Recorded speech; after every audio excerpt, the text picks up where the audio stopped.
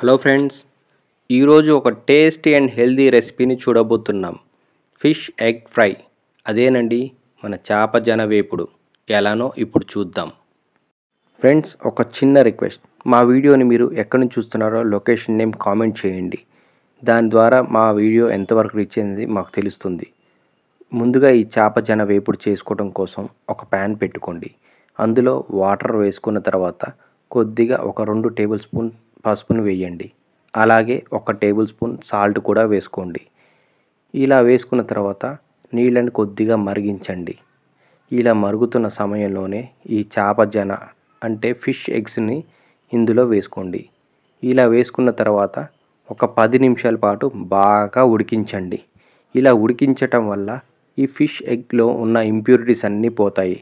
అలాగే ఇందులో ఉన్న నీచు వాసన కూడా రాకుండా ఉంటుంది. ఈ ఫిష్ ఎగ్స్ అనేది సేమ్ ఎగ్ కర్రీ లాగే ఉంటుంది. టేస్ట్ పరంగా చాలా బాగుంటుంది, చాలా హెల్దీ కూడా. ఇందులో ఒమేగా 3 ఫ్యాటీ యాసిడ్స్ మరియు విటమిన్ సి, విటమిన్ ఏ పుష్కలంగా లభిస్తాయి. ఈ ఫిష్ ఎగ్స్లో ప్రోటీన్స్ కూడా సమృద్ధిగా లభిస్తాయి.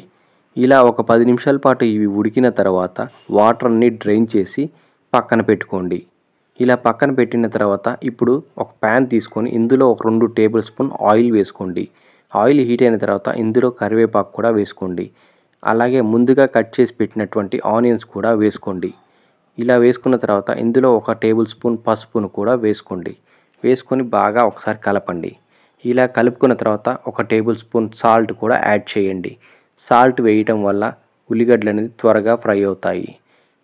ఇలా వేసుకున్న తర్వాత 1 table spoon fresh ginger garlic పేస్ట్ని వేయండి. ఇది పచ్చివాసన పోయే వరకు ఫ్రై చేయండి.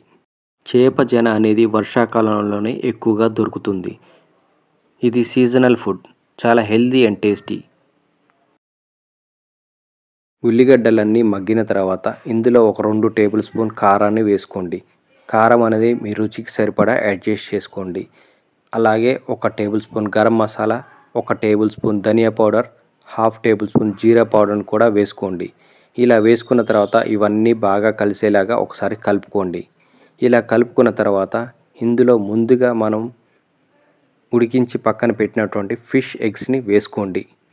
ఈ ఎగ్స్ అన్నీ వేసుకున్న తర్వాత ఇవన్నీ ఒకసారి కలుపుకోండి. ఇలా కలుపుకుంటూ ఫ్రై చేయండి. మీరు కలపడం ఆపేస్తే ఇవన్నీ మాడిపోతాయి. కాబట్టి స్టవ్ని లో ఫ్లేమ్లో ఉంచుకొని మాత్రమే ఇవి వేపుకోండి. Fish egg fry recipe same egg fry ఎలా ఉంటుందో అలాగే ఉంటుంది. ఇది చాలా హెల్దీ అండ్ టేస్టీ కూడా.